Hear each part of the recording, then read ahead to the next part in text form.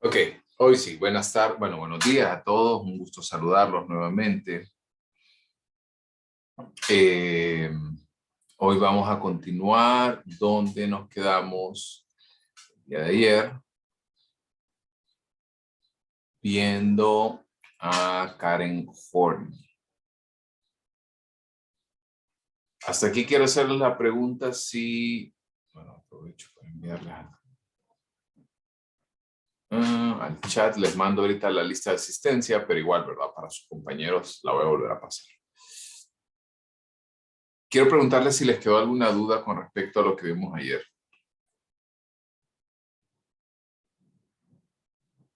¿Qué opinan de Freud? Freud, Jung, Adler, que van todos en la misma línea.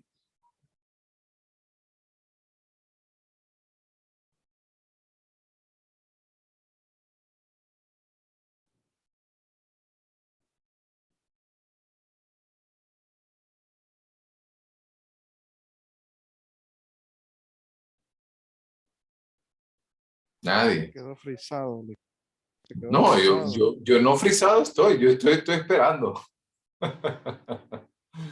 ¿Alguna? Licenciado, Adelante, Tere. a mí me gustó bastante lo de los arquetipos, porque fue algo que no sabía que se llamaban así. Para mí, bueno, según lo que yo creía era como costumbre, es algo que ya estaba impuesto. Así que usted se queda con los arquetipos. Sí, al menos yo sí, eso me fue como interesante saber porque es algo muy normal que siempre los digan. Por ejemplo, los adultos lo dicen porque saben, ellos son adultos, ellos ya lo saben, o cosas así que ya están dadas por las personas. Es muy interesante. Jung tiene buenas, tiene muy buenos postulados. Y sobre todo a mí me gusta mucho la forma en que él lo hace, porque a diferencia de Freud, que él habla mucho acerca del tema de sexualidad, Jung realmente casi ni le quita, mejor dicho, le quita por completo el tema sexual, el tema de la libido que habíamos hablado, y no le da ninguna importancia o ninguna relevancia. Que vamos a continuar. Solo me confirman si estamos viendo pantalla completa ya, ¿verdad? Sí, Lexi, se mira. Eric, ¿se puede ser psicólogo sin apoyar ningún postulado de estos otros psicólogos? Totalmente. Ahí la lista dice psicofisiología, dicen. Entonces, olviden, no, denme un segundo. Perdón, me envié el error. Regresando a la pregunta de Eric, sí, totalmente. Solo que indiscutiblemente el psicólogo como tal necesita de una corriente teórica que permita orientar a ciertas técnicas, ¿sí? Que le puedan llevar en el camino de desarrollo para solventar los problemas de los pacientes. Yo en lo particular no soy de una sola corriente, me gustan muchas. Incluso la que vamos a ver el día de hoy, que es la de Erik Erikson, es muy, muy buena para entender algunas dificultades que ocurren en el desarrollo social, porque incluso así se llama la teoría de desarrollo psicosocial. ¿Sí se logra ver ahorita Karen Horn? ¿Sí, verdad? Sí, Perfecto. Ok. Entonces, siguiendo ayer lo que estábamos nosotros hablando con respecto eh, a Karen Horney era que existían tres aspectos importantes de las tendencias neuróticas. Y estas tendencias neuróticas pueden desembocar en tres tipos de respuestas distintas, que son la sumisión, la agresión y el desapego. Hablábamos que la sumisión es aquella persona que cede ante las demandas del medio ambiente, que cede ante las demandas de las otras personas. Y tenemos a otro individuo que es la persona que tiene la tendencia de agresión o agresiva, que somete al otro individuo. Y el desapego es aquella persona que pues se desentiende mejor de toda esta situación y prefiere mantenerse al margen. Un componente importante de todo este proceso es que la confianza que desarrolla el individuo, que desarrolla cada persona, va a reflejar su propio tipo de personalidad. Eso quiere decir que si una persona tiene un patrón característico de desconfianza, de mejor abandonar las dificultades, pues tiene una tendencia neurótica al desapego. Por otra parte, si es una persona que no puede pasar ninguna transgresión, que no avanza fácilmente de un estadio a otro, puede ser una persona agresiva. ¿Estamos bien?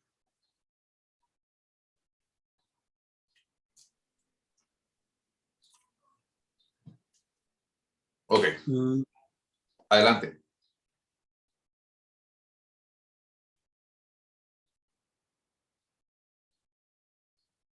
No logré ver quién era. Ok. Avancemos entonces al siguiente teórico que se llama Erik Erikson. Erik Erikson también está cumpliendo con la corriente psicoanalítica.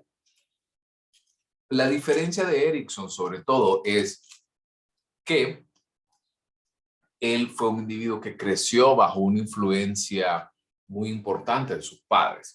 Por ende, recuerden que al inicio, cuando hablábamos de Freud, hablábamos del complejo de Edipo, hablamos de las etapas que pasa el individuo entre un estadio y otro.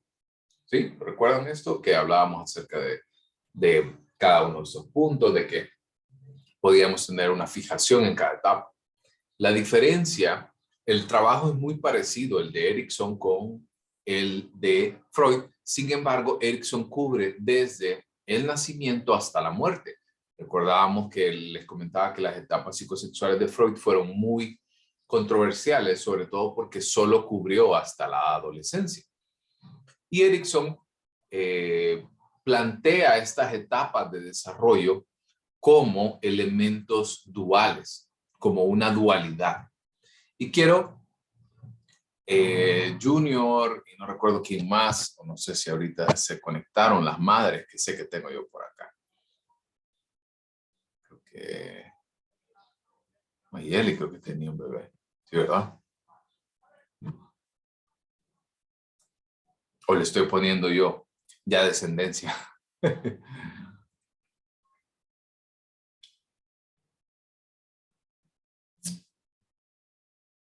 Ok, entonces, volviendo un poquito a las etapas de desarrollo del individuo, volvamos a pensar en los mismos momentos. El primer momento que hablábamos, que el individuo nace completamente dependiente de su medio, que depende por completo de todo, de la alimentación, del cuidado, de la seguridad. Y ahora pensemos en el evento más importante que ocurre en esas edades, entre los 0 y los 2 años, que es la alimentación. Si yo puedo, por ejemplo, ¿usted sabe qué va a comer ahorita dentro de, o no sé, se está comiendo ahorita?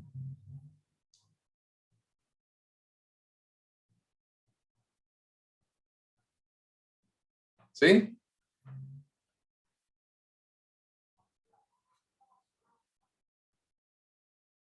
Están aquí, yo creo que todos están escuchando, todos tienen la oreja Aquí estamos, pegada. No, sin comer todavía, pero sí está el olorcito. Bueno, pero la pregunta que les quiero hacer es, cuando nosotros sabemos qué comer, nos da una cierta certeza, ¿no? Yo sí, sé que comeré, dice Mayeli. Yo no estoy comiendo, pero estoy tomando agua. Yo puedo suponer qué comer, pero hay algo importante que le da el tema de saber qué va a comer. Y sobre todo, que si yo sé qué voy a hacer, eso me genera a mí una certeza. Usted sabe qué va a comer, a qué hora va a comer, cuándo va a comer, cada cuánto va a comer, ¿cierto? Si volvemos a las necesidades fisiológicas de Maslow que vimos anteriormente, recordemos que la alimentación es una de esas necesidades básicas. Entonces, para el niño entre los 0 y los 2 años, que la alimentación, recordamos que Freud hablaba de la zona oral, de la etapa oral, como el elemento más importante de desarrollo del individuo en estas etapas. Por ende, la alimentación, si es generada en tiempo y forma, si al niño se le alimenta constantemente, si se le cuida, si se le brinda amor, si se genera un apego, entonces esto va a generar confianza en él. Por otra parte, entonces, si no se generan estos estímulos, ¿qué creen que va a ocurrir?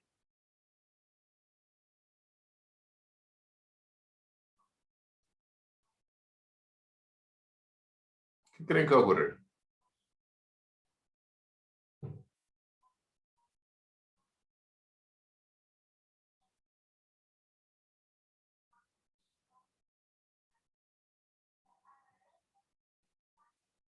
No, ustedes están, de verdad que estoy pensando seriamente en suspenderlo para ir a ver a Juanchi.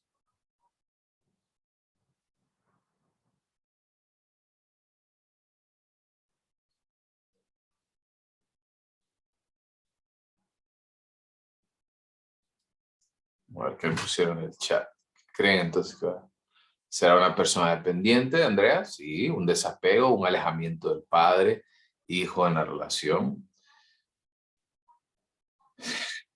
Entonces, si esta persona no es alimentada en tiempo y forma, si no se le brindan los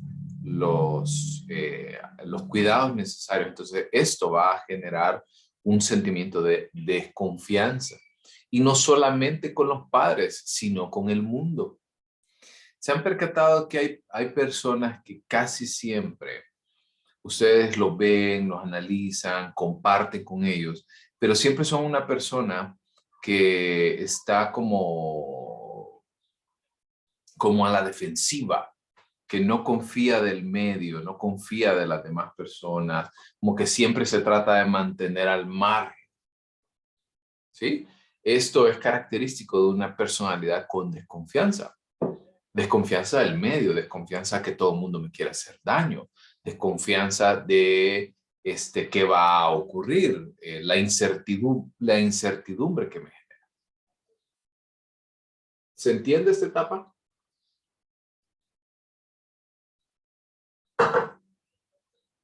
Sí, licenciado. Ok. Sí. Pasamos a la segunda de las 8. La segunda es la autonomía frente a vergüenza y duda. De nuevo, ¿cuál es el segundo punto más importante en la etapa anal? ¿Recuerdan?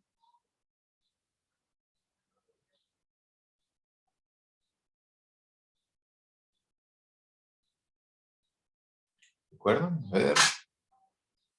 En el chat.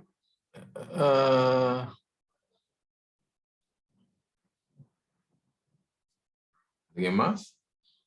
Ya voy a leer el mensaje. Sería la parte cuando usted dice que el niño tiene que ir al baño, pero ya a cierta edad le da vergüenza hacerlo frente a los padres o adelante de otros niños. Sí, exactamente. El proceso más importante que se debe de desarrollar en esta etapa es el aprendizaje y el control de esfínteres. Entonces, ¿qué genera si un padre tiene reglas claras, tiene puntos importantes de análisis, si le genera confianza al niño de que no va a ser castigado, si tiene un desliz en el aprendizaje, va a generar autonomía? Pero si por otra parte tenemos a un padre que es castigador, incluso en la teoría se denomina como un padre. Cuando hablo de padre, incluyo padre-madre, ¿verdad? No van a creer que es solo el hombre. cuando tenemos un padre castrador, esa es la palabra que utiliza la teoría.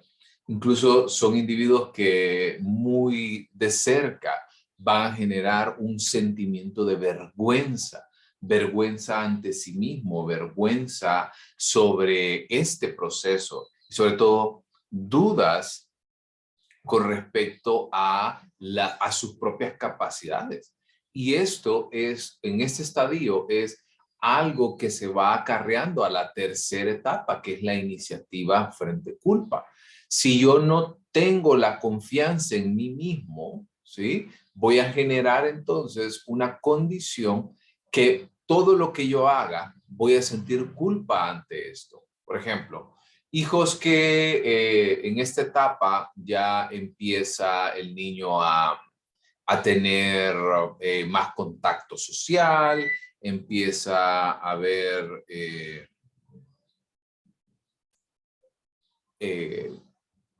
como les digo, empieza a haber un estadio muy importante de desarrollo en el análisis del contacto del niño con otras personas.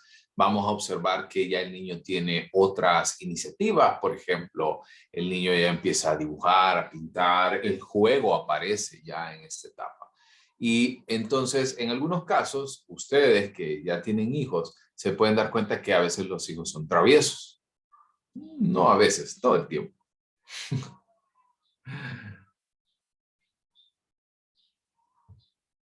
¿Alguien que me quiera compartir esto? Los padres que tengo por acá.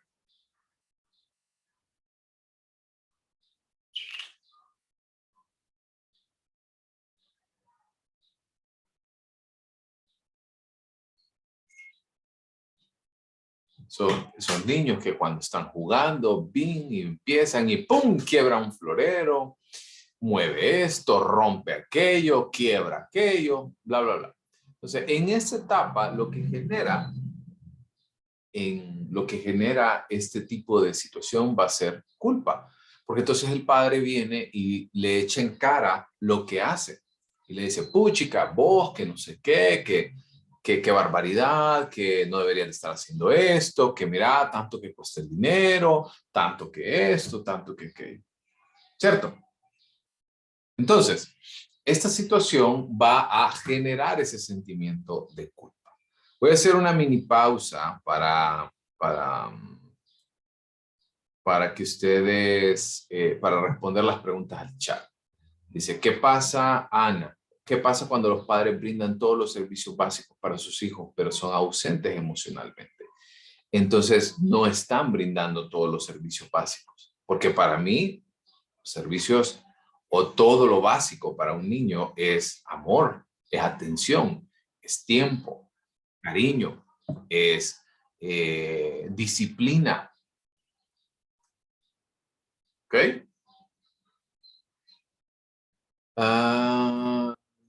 Eric, pero no hay un manual donde para ser padres y criar bien a sus hijos, no todos estamos tan cerca de aprender esto que estamos aprendiendo ahorita, entonces usted le puede ir a decir, no está formando mal a su hijo, creo que eso puede ser hasta ofensivo. Sí, un manual como tal, no, yo por lo menos nunca he visto uno, pero al menos en el sentido de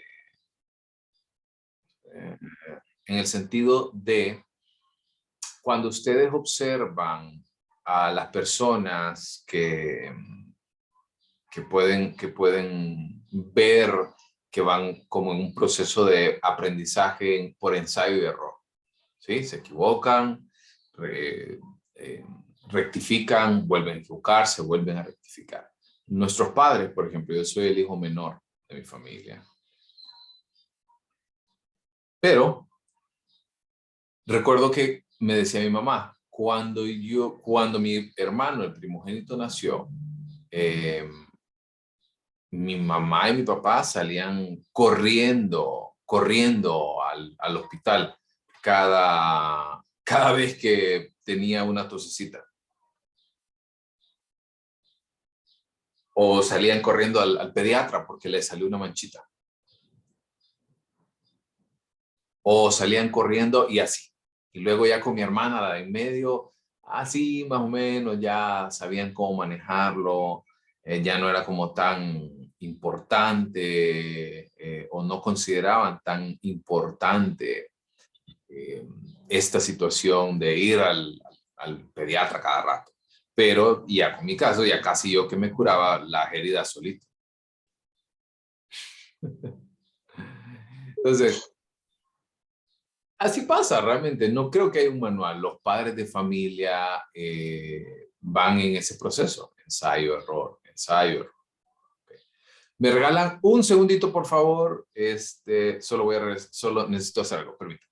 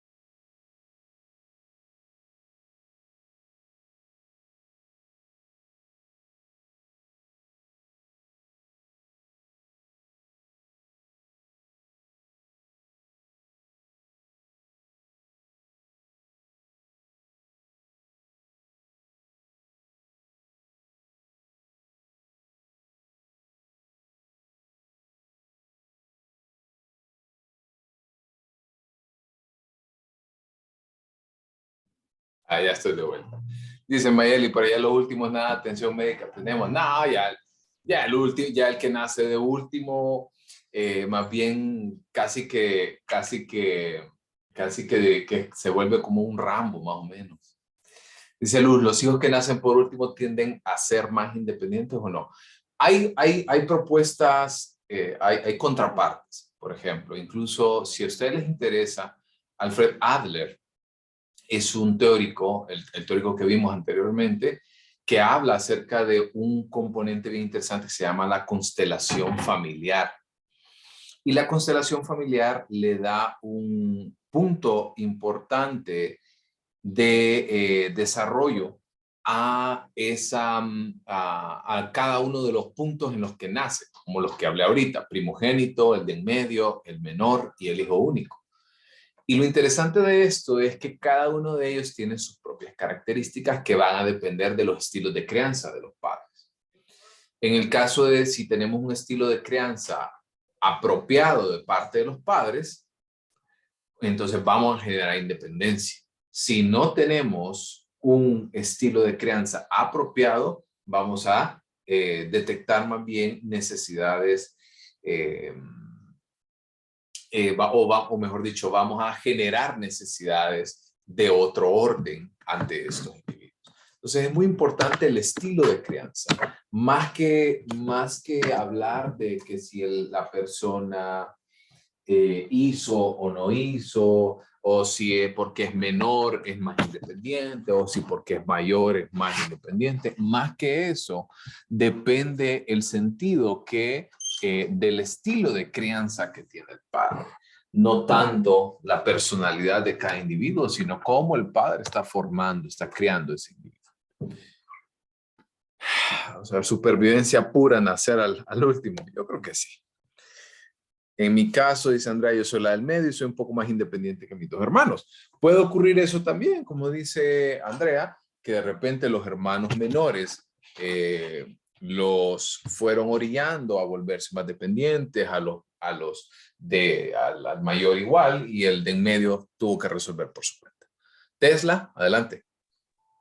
Licenciado, yo una vez en un baby shower regalé un libro a una amiga mía que salió embarazada y se llamaba Un plan a largo plazo y era muy bonito. No recuerdo muy bien el nombre de la autora, pero era de aquí de Honduras y era muy bonito porque explicaba cómo llevar a los niños en un plan de desarrollo para que sea a largo plazo, ¿verdad? Y me compartía a mi amiga que ya después de 3 años, ella se reía porque nunca había leído el libro que le di Y después lo empezó a leer y dice que cometió muchos errores que quizás en el libro estaban marcados.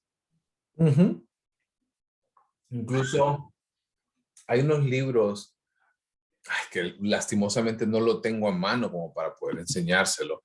Y yo lo compré en una tienda en Santa Lucía, de esas tiendas que ustedes o dejan un libro y lo cambian por otro y así. Y lo conseguí como por 50 lempiras, así. Lo malo es que está en inglés. Yo puedo hablar inglés, pero cuando lo quiero compartir no siempre es tan fácil en este sentido. Pero regresando al tema, es un libro que dice que se llama todo lo que debes de saber entre los 0 y los 2 años. O sea, todo lo relacionado con respecto a esto.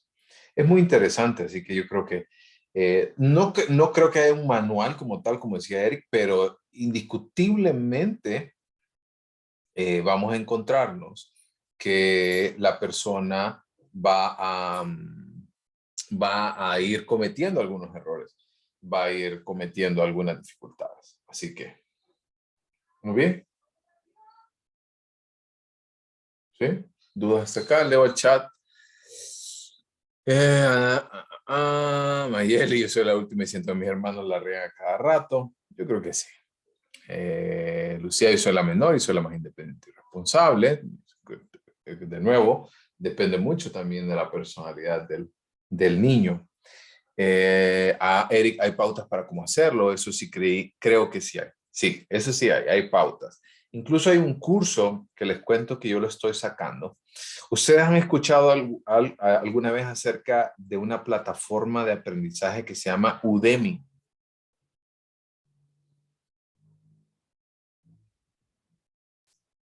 ¿Lo han escuchado alguna vez? ¿No? Por ahí dice Ana que creo que sí. Pues Udemy es una plataforma de educación en línea. Vende cursos, pero la verdad los vende muy baratos, a $10, $15. Claro, hay otros de $300, $600. Hay de casos a casos. Pues yo estoy sacando hoy un curso que se llama Disciplina Positiva para niños de 6 a 8 años. Entonces, ese es algo bien interesante que si ustedes quieren eh, entrar en este tema, podrían hacerlo totalmente. Es un curso que vale como $10. ¿No? Que se lo recomiendo, muy, muy bueno. Volviendo a las etapas de Erikson, la cuarta etapa que nosotros nos enfrentamos es la de laboriosidad frente a inferioridad. Y aquí hay algo que Freud nunca tocó y que Erikson lo hace muy bien. Después de que el niño empieza a tener contacto con otras personas, ¿cuál es el suceso más importante que ocurre en esta etapa? Que anda más o menos entre los 5 a 8 años. A nivel social, ¿qué es lo más importante que ustedes consideran que ocurre acá? Empieza a experimentar y a comportarse, no sé, como a tener tendencias a imitar a sus amigos. En el caso de mi hermano, así es. Ok, imitar. ¿Y qué otro suceso importante ocurre?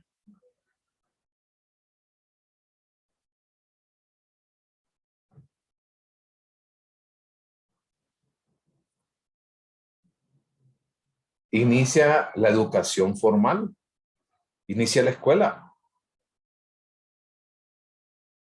¿cierto? Sí, Entonces, esta etapa en la que el niño empieza a tener contacto con el individuo, en la que encontramos que el niño ha empezado a tener contacto con otros niños y empieza a aprender la lectura y la escritura. Y hay algo que antes nunca había tenido el niño la oportunidad, y aquí es, al niño se le empieza a evaluar, porque una nota es una evaluación. Se empieza a juzgar su rendimiento, ¿cierto? Y yo les pregunto a ustedes ahorita que estamos en universidad, ¿qué se siente cuando ustedes sacan un 60? O bueno, ya no 60, 65. Un 66. ¿Cómo se sienten?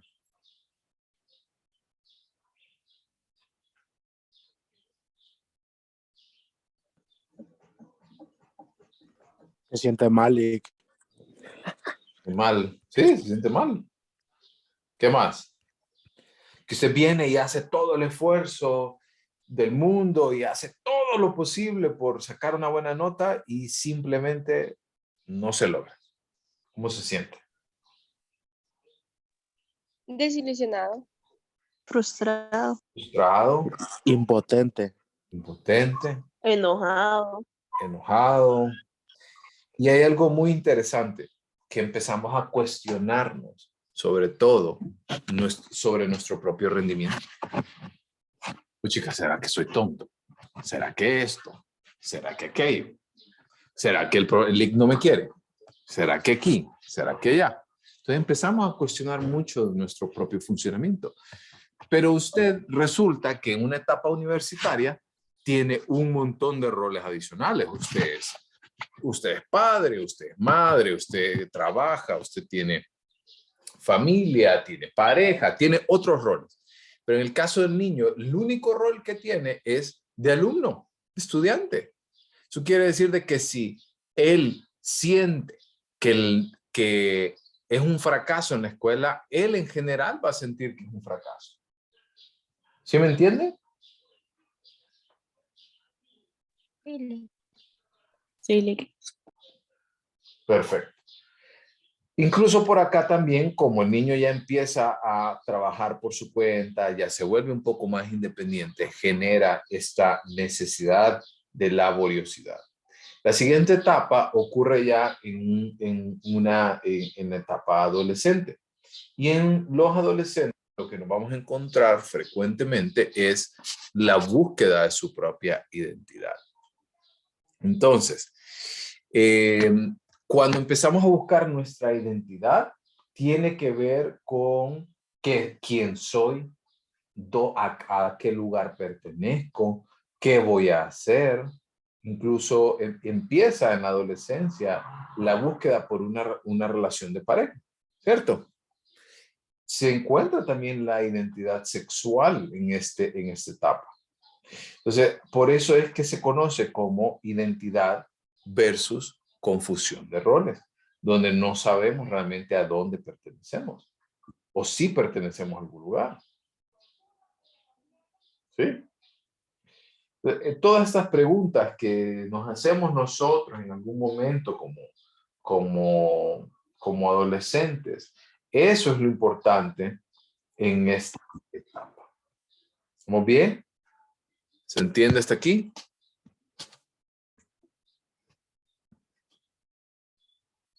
Sí. Sí, Lick, vamos bien. Ok. La siguiente etapa, que es la intimidad frente a aislamiento, aquí es donde en la etapa anterior encontramos en teoría a nuestra pareja, ¿no? Y nuestra pareja vamos ahora a tener ese contacto y ahora ese es el siguiente punto que viene, el matrimonio o la vida en pareja. Y aquí es donde nos preguntamos muchas veces que la situación alrededor de esto es que si nosotros no encontramos nuestra propia identidad, empezamos desde ahí, bueno, desde antes, ¿no? Desde la confianza, desde la autonomía. Si yo no encuentro estas estructuras previas, voy a buscar una pareja que trate de suplirme de alguna manera esto que a mí me hace falta. Entonces, la pareja quizás la escogemos no tanto porque creamos que es una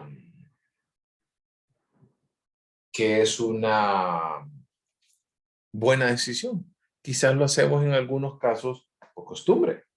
Quizás lo hacemos porque queremos o no nos queremos quedar solos. ¿Cierto? Entonces, toda esta situación de la intimidad frente a aislamiento nos va a llevar a analizar entonces si queremos tener una pareja o si esta pareja que nosotros queremos o si preferimos más bien quedarnos de lejos, ¿no? Y no tener entonces esta certidumbre de una relación de pareja. Una vez que nosotros empezamos a establecer la vida en pareja, la vida como tal, ¿verdad? Como un individuo y como una familia, ahora entonces nos vamos a encontrar con la aparición de nuestros hijos. Y nuestros hijos, ahora nosotros vamos a compartir lo que hemos aprendido. ¿Ok? Entonces, por eso se considera como una etapa que es denominada generatividad versus estancamiento. Cuando nosotros empezamos a transmitir nuestra información de una generación a la siguiente. También nos podemos encontrar que en esta situación va a ser muy importante el trabajo.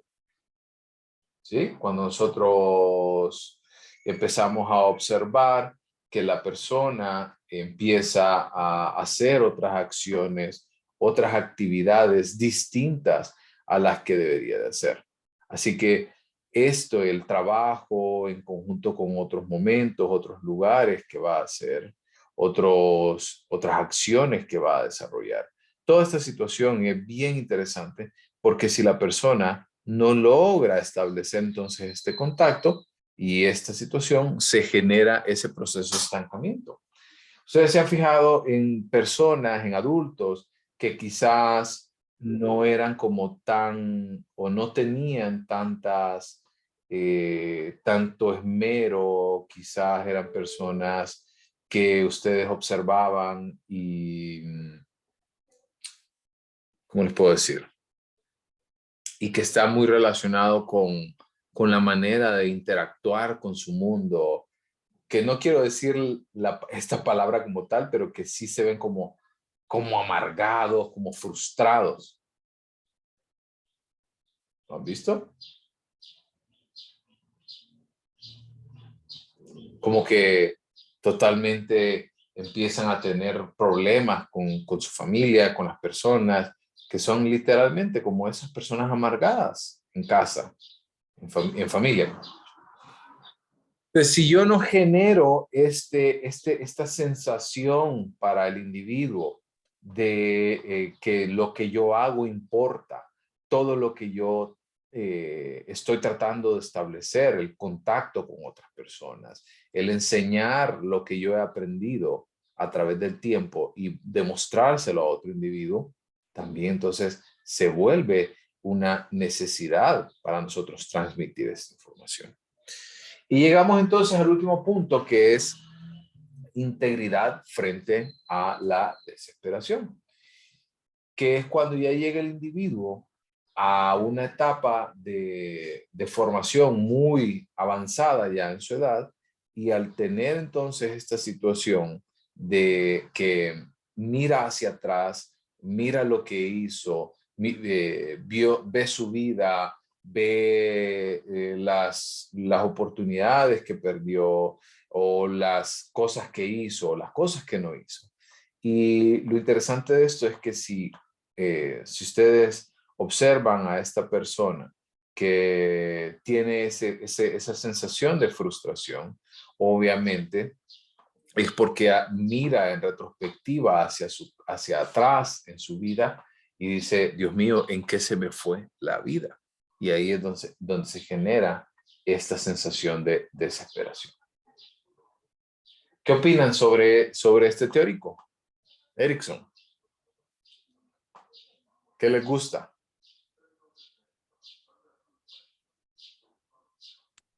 Que es muy cierto lo que dice.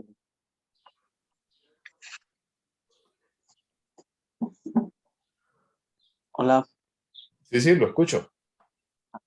que es muy cierto lo que él dice por lo menos en crearla por etapas, para que uno pueda comprender más qué etapa está viviendo, porque sobre todo uno ahorita ya de más adulto vive bastante eso de la integridad frente a la desesperación, que empieza a cuestionarse las decisiones que tomó, cómo las tomó, y pues en la posición que está actualmente no es la que hubiese querido, entonces vive exactamente, pero es bueno saber que esa etapa existe, o sea, no es que, ay, ese que está loco, que no deja atrás el pasado o cosas así. Exactamente. Incluso, bueno, las etapas van casi como por edades. En el caso de la integridad frente a desesperación, llega principalmente la senectud. Llega ya, a mí me cae mal cuando la gente dice la tercera edad, porque si hay tercera edad quiere decir que hay primera y hay segunda, ¿no? ¿Qué opinan? Eh, Entonces, Cierto, a mí me cae muy mal eso de la tercera edad. El nombre correcto que se le debe dar es adulto mayor. Ese es el nombre que debe recibir. Así que entonces, cuando el adulto mayor, hay ciertas edades en las cuales se asocia, pero vaya, hay muchas personas que asocian el adulto mayor con los 60 años, por los descuentos, por todo lo que empiezan a recibir, por esas regalías que empiezan a recibir en esta etapa. Sin embargo, realmente el adulto mayor también tiene mucho que ver con la misma generación de sus hijos, porque no es lo mismo un adulto mayor, por ejemplo, de 65 años que no tiene nietos todavía, a una persona de 45, un adulto de 45 años que tiene 10 nietos. ¿Tiene lógica?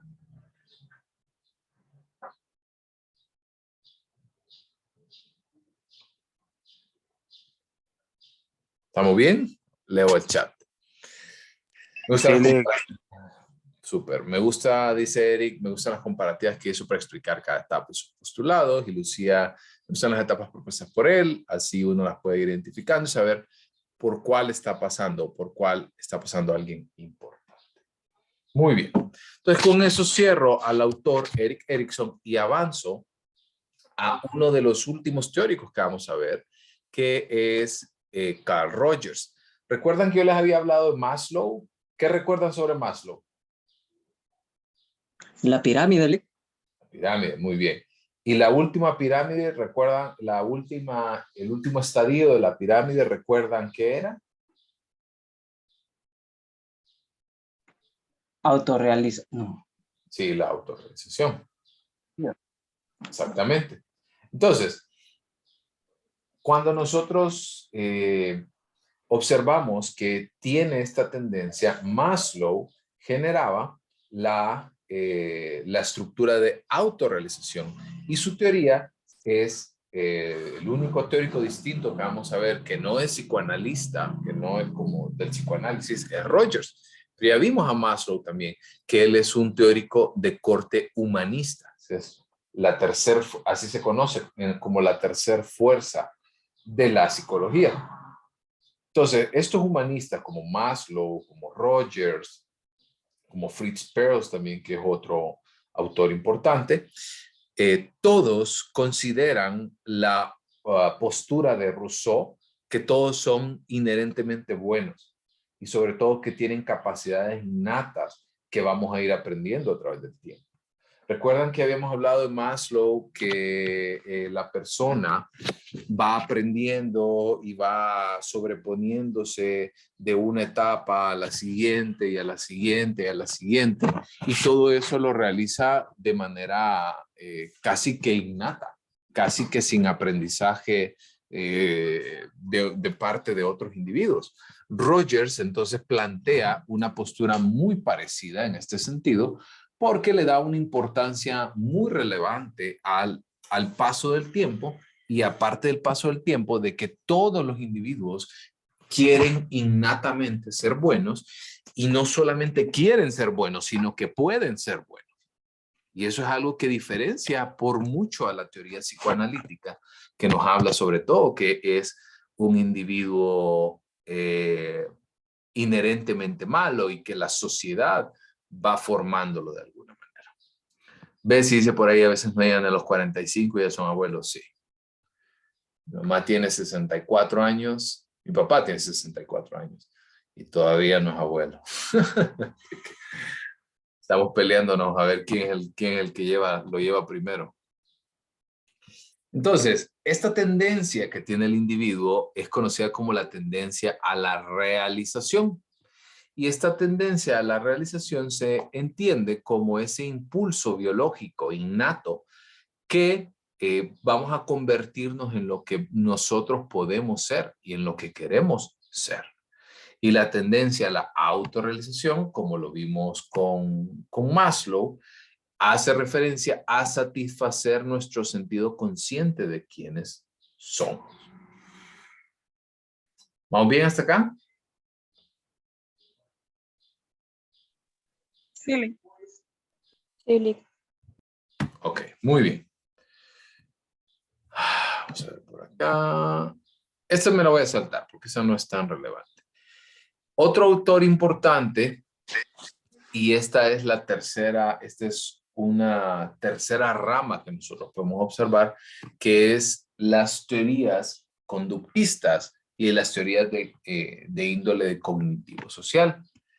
Estas teorías, sobre todo, plantean que la conducta es producto de los pensamientos del individuo, del aprendizaje y de experiencias previas. ¿Ustedes recuerdan cuando hablamos acerca de la teoría de James Lange y Canon Barth y la teoría cognoscitiva de las emociones?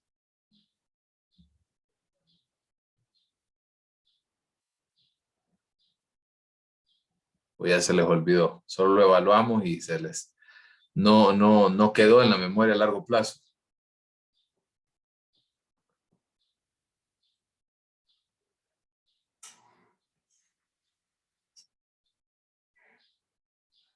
No, hombre, puchica.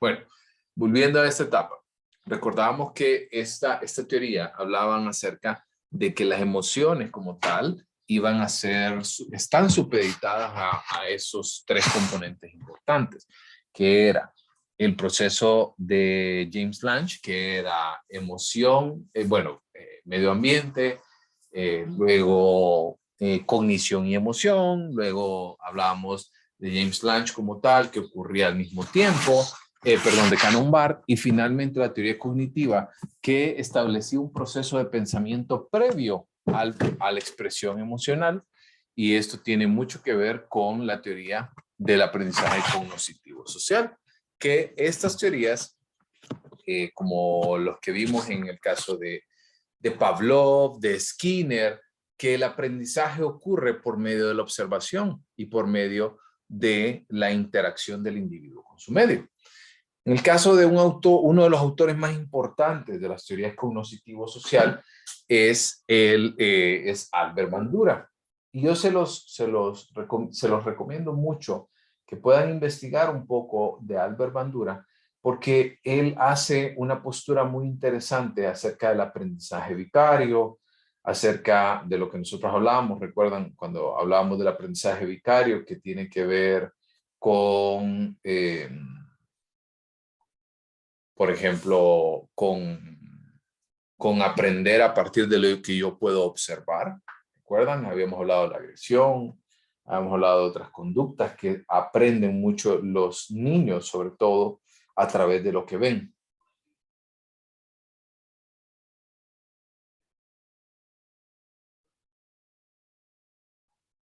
¿Estamos bien? Sí, Lick. Ok. Entonces, Albert Bandura habla de tres aspectos importantes en su teoría, que es las expectativas, los estándares de desempeño y la autoeficacia. Entonces, en este sentido, quiero comentarles que lo importante para Bandura es que las expectativas que genera un individuo tienen mucho que ver con la manera que hemos sido formados, con las experiencias previas. Entonces, por ejemplo, si yo a ustedes, pregunto, si yo el primer examen se los puse de tipo abierto, el segundo examen se los puse de tipo abierto, ¿Qué va a pasar con el tercero?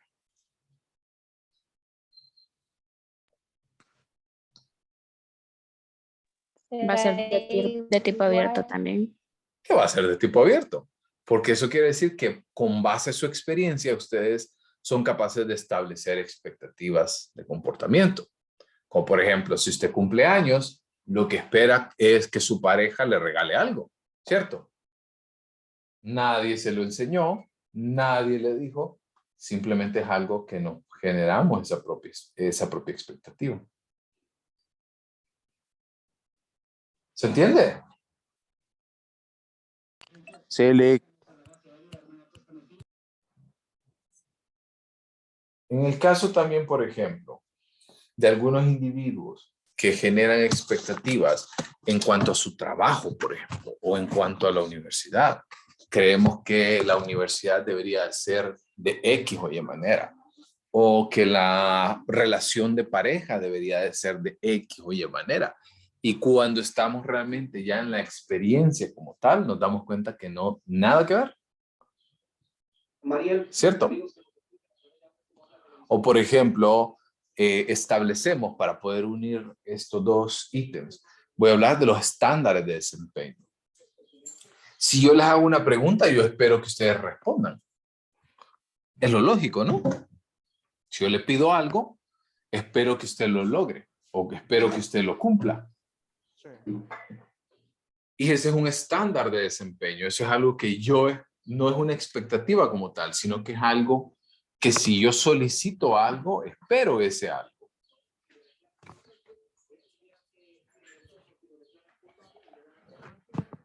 ¿Vamos? Esa es una de las grandes diferencias entre las expectativas. Las expectativas no son algo hablado, son más sentimientos no expresados. Y los estándares de desempeño sí tienen que ver con nuestra comunicación, con la manera en que establecemos contacto con los individuos. Y finalmente, la autoeficacia es la percepción que tiene el individuo acerca de su propio rendimiento. Como por ejemplo, ustedes tienen su propia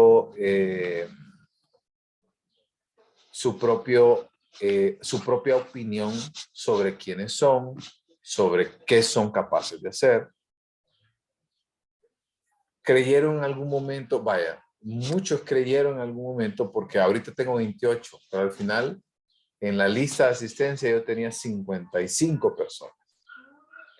Lo interesante de esto que les quiero decir es que todos en algún momento creyeron en su desempeño, creyeron en su autoeficacia y dijeron, sí soy capaz de poder llevar a cabo esta tarea.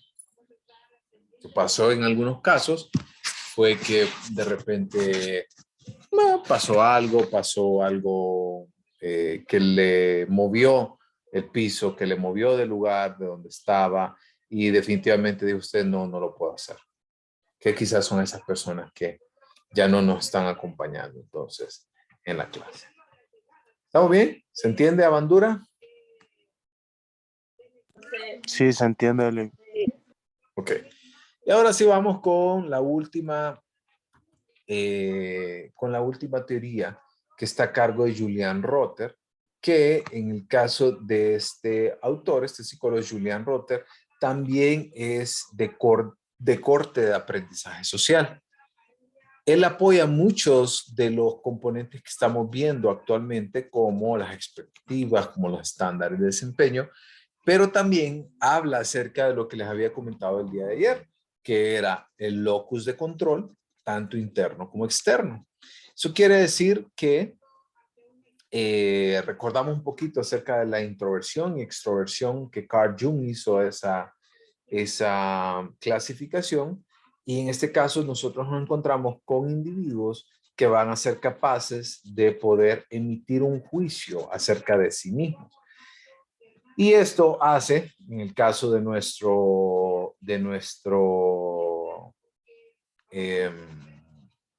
nuestra percepción, ocurre entonces la particularidad de que nosotros entendemos que podemos controlar nuestras propias emociones según según mi propia experiencia. Yo lo puedo controlar, pero hay otros individuos que piensan que somos como seres u objetos inanimados que simplemente reaccionamos ante el medio.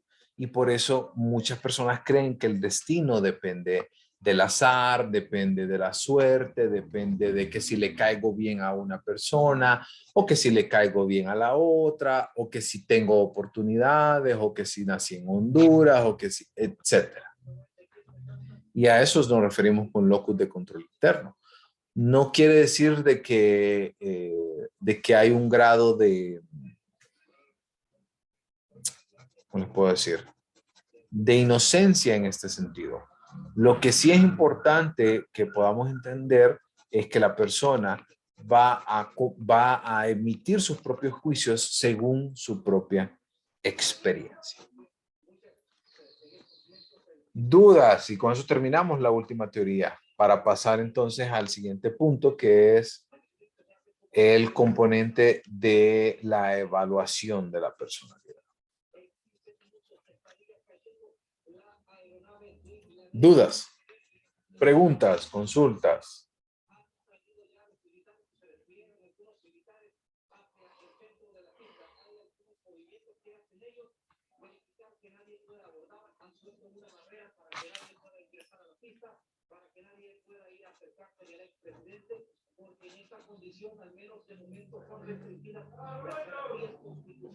¿Nadie? Ok. Entonces, si no hay más dudas, avancemos al siguiente punto. Recuerda que al inicio de la clase yo alguna vez les hablé acerca de que hay muchas redes sociales que abusan de esto y dicen, a ver, escoge un árbol y te decimos qué personalidad tienes. O elige la fruta y según la fruta te vamos a decir tu personalidad. ¿Recuerdas que hemos hablado de esto? Sí, Ahora, con todo esto que nosotros estamos viendo, ¿qué opinión tienen acerca ahora de estas, entre comillas, pruebas de personalidad? Vimos también que en la inteligencia,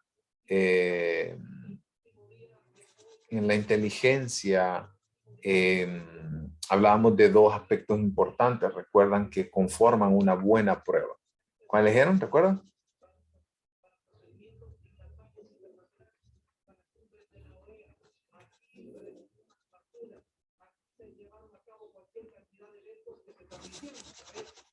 Va confiabilidad y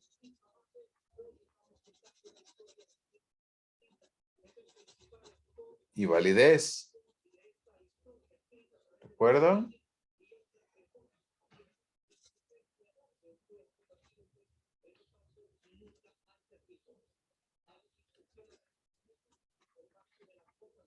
¿Qué era la confiabilidad y qué era la validez? Ah, ya veo que voy a poner esta pregunta en examen, ya veo yo. Que sea Google.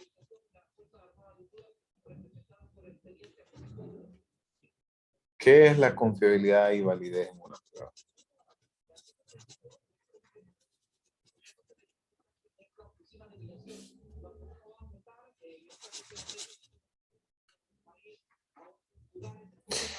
Bueno, la confiabilidad hace referencia a que si una prueba la aplicamos en distintos momentos a través del tiempo, vamos a obtener puntuaciones similares.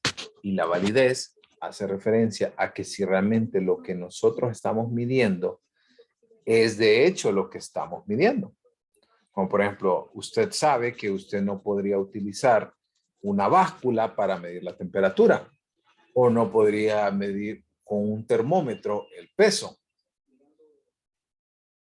¿Cierto? A eso nos referimos con validez y confiabilidad.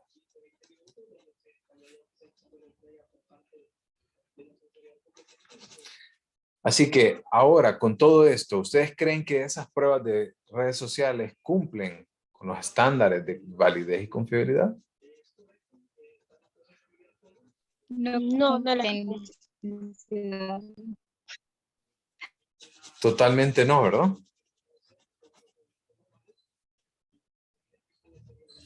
Así que esta situación va a llevarnos a desarrollar y a entender que las pruebas de personalidad tienen que cumplir, tienen que cubrir con estos elementos de desarrollo, pero no solamente de esta manera se puede obtener.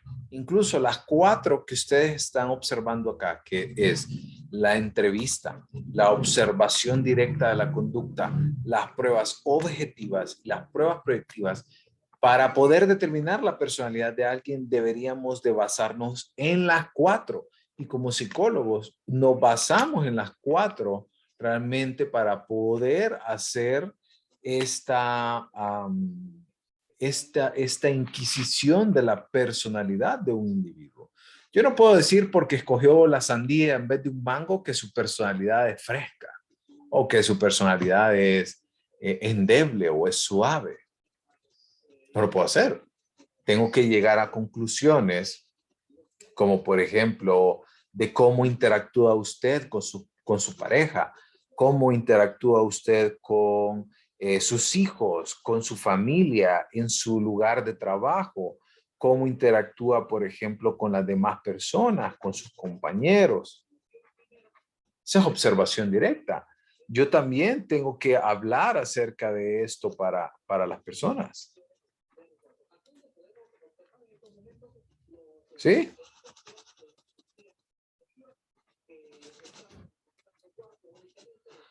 Así que vamos a ver cada uno de ellos. Ok, vamos a empezar y 12:40 nos da chance para poder ver entonces. Vamos a empezar por la entrevista en persona. Y en la entrevista hay 2 tipos distintos de entrevista, que una es la entrevista no estructurada y la otra es la estructurada. ¿Cuántos de ustedes quizás han pasado por procesos de evaluación de personal? ¿Cuántos de ustedes, los que trabajan, tienen que pasar por ahí?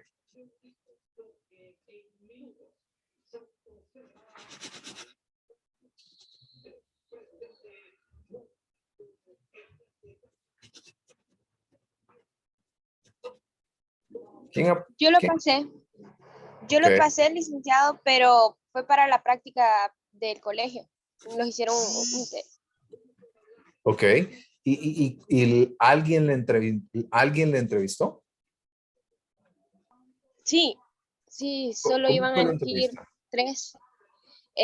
Pues les preguntaron sobre nuestra carrera y además de que cómo íbamos a convivir rodeados con personas de mayor edad, aferrarnos a un horario y varias cuestiones. Y sí, fue bien estresante. Ok. ¿Y cómo se sentían las preguntas? Por ejemplo, la típica, por ejemplo, que cuando le preguntamos datos generales es como más frecuente, como nombre, edad, fecha de nacimiento, etcétera, etcétera. Lugar de trabajo anterior o experiencias previas de trabajo. ¿Recuerdan? Sí. Ok. Entonces, esto es conocido como una entrevista estructurada. Dice Eric por ahí que hizo pruebas psicométricas. Sí, vamos a ver que hay 2 tipos. Están las pruebas que son de personalidad, pruebas estructuradas y pruebas proyectivas. En el caso de la entrevista estructurada, tiene la diferencia que debe, como dice su nombre, debe de seguir una estructura. O sea, usted tiene que responder, tiene como un punto que seguir, tiene que llevar a cabo distintas funciones, tiene que responder de X o Y manera. ¿Sí?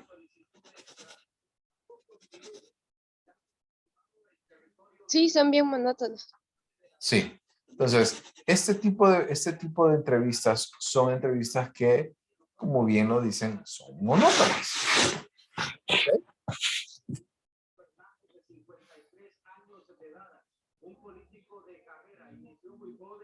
Así que la entrevista estructurada va a tener preguntas fijas y el entrevistador no se desvía del formato. En lo particular, yo casi en psicología, en la clínica, yo casi no utilizo realmente la entrevista estructurada, utilizo más una semiestructurada, donde yo hago una pregunta clave y a partir de esa pregunta clave se generan otras preguntas. Como por ejemplo, a ver, ¿quién quisiera ahorita responder algunas preguntas como para mostrarles algo de la entrevista no estructurada o semiestructurada?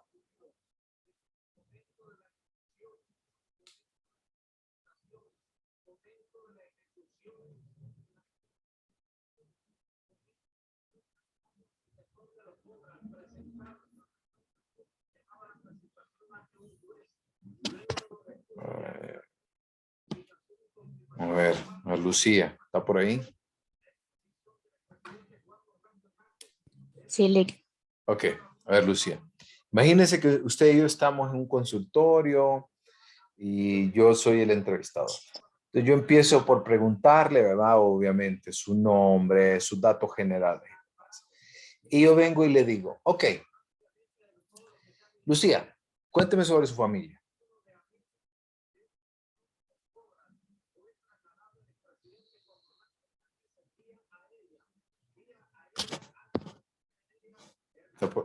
No sé si tiene apagado el micrófono.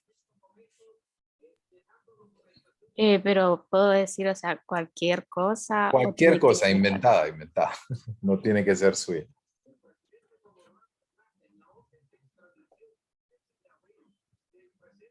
Pero no sé si tiene apagado el micrófono. No sé, digamos, sería decir la profesión, digamos, de mis padres o algo así.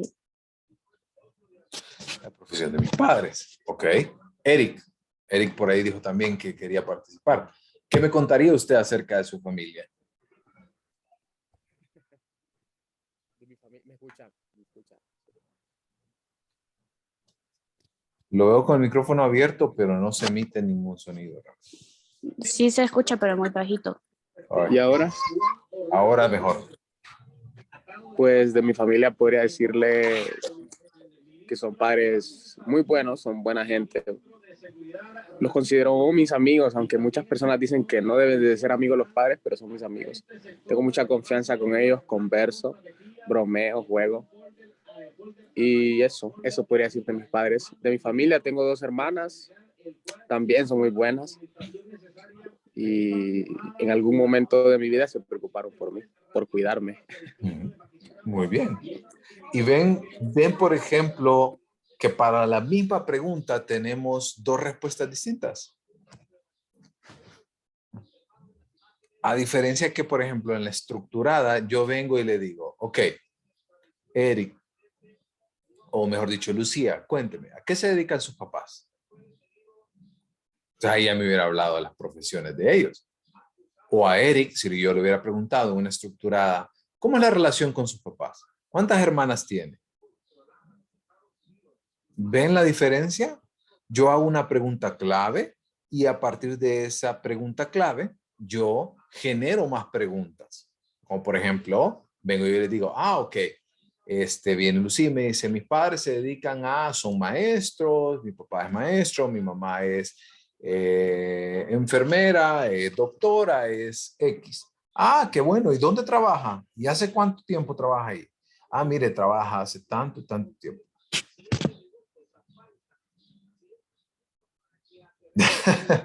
Dice Tesla que se desmayaría con las preguntas. O sea, recordemos que ahorita pueden sentir algún tipo de nervios porque estamos frente a una clase, pero en un contexto cerrado, un contexto en el cual solo serían el entrevistador y usted, pues ya habría un poco más de calma para contestar este tipo de preguntas. ¿Se entiende la diferencia entre una entrevista estructurada y una no estructurada o semiestructurada? Dice por ahí Lucía, todo depende de cómo se hace la pregunta. Exactamente. Luz, adelante.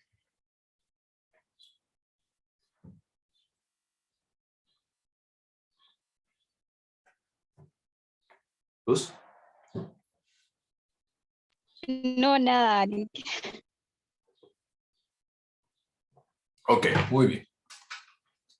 Y con eso entonces, hasta aquí nos vamos a quedar porque el día de ahí vamos a empezar a hablar acerca de la observación directa.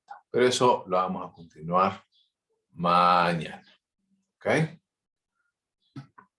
¿Dudas, preguntas, consultas? Doctor, ¿Que sí? Adelante. eso que mencionó, creo que fue mi compañero, de que los papás no pueden ser nuestros amigos, ¿es verdad o no? Porque una vez yo estaba en terapia con una psicóloga y me dijo que sí, que los papás no podían ser nuestros amigos, porque con ellos íbamos a omitir cosas que con nuestros amigos no. Entonces, ¿es verdad o sí podemos ser amigos de nuestros papás? Pues todo depende de cómo defina usted amigo. Ah, Empecemos por ahí. Porque para sí. mí un amigo es alguien con el que yo puedo hablar, puedo contar experiencias cercanas, puedo ir por un café, puedo salir a tomar, puedo hacer X cantidad de cosas. Entonces, lo que yo hago con mis amigos también lo puedo hacer con mis padres. Según mi criterio, lo que yo hago, mi experiencia, mi familia, totalmente. Yo tengo una buena relación con mis papás.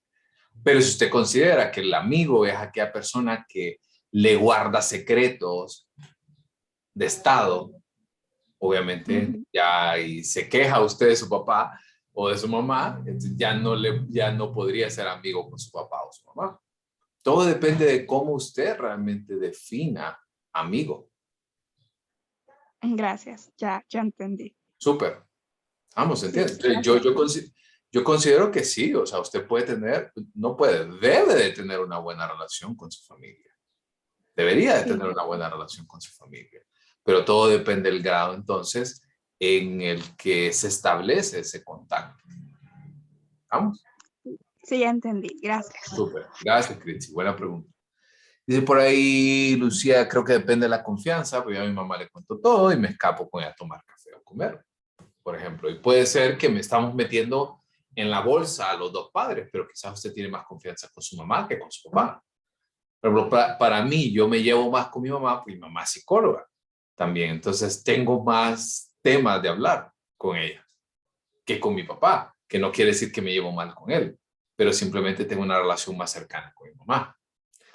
En el caso, no sé qué ha pasado si ustedes viven fuera de casa. Una llamada con su papá son 30 segundos. Una llamada con mi mamá pueden ser 5 minutos, 10 minutos. Mi papá es y ya, listo, ahí te ves, ahí otro día nos vemos. Mi mamá no, mi mamá me pregunta, ¿cómo estamos? ¿Y cómo está? Hasta por mis perros me pregunta. Así que, por eso les digo, va a depender mucho de esto, de ese grado de flexibilidad. Ese Tesla dependerá del carácter del familiar totalmente. Y Andrea, sí se puede ser amigo de nuestros padres, claro, hay de caso a caso, pero sí. Súper. Ok. Con eso entonces cerramos la clase del día de hoy. Aprovecho para los que se fueron conectando después de las 11:30 para enviarles el enlace de la lista de asistencia.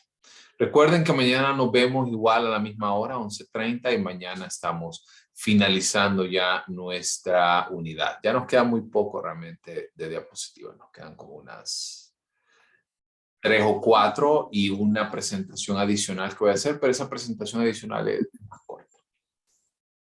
¿Ok? Así que si no hay problemas, nos veremos mañana. Vayan a ver a Juanchi. Gracias. Licenciado, Bessie, licenciado, adelante. sobre eso quería excusarme con usted. Fíjese que mañana no voy a poder conectarme porque voy a una brigada médica a Pespire. Entonces, bueno, igual si tengo señal no voy a poder conectar, si no, creo que no. No, no hay problema mientras hagan lo que deben de hacer y siguen estudiando. Lo otro, recuerden que hoy envían por la noche el informe de la revisión bibliográfica. Entonces, no se les olvide esto. Solo era uno por grupo, ¿verdad? Solo uno por grupo. ¿Vamos? Ok, gracias. Gracias, feliz tarde, pórtense bien. Son los Gracias, Liz, ESCO. feliz día. Tarde. Gracias.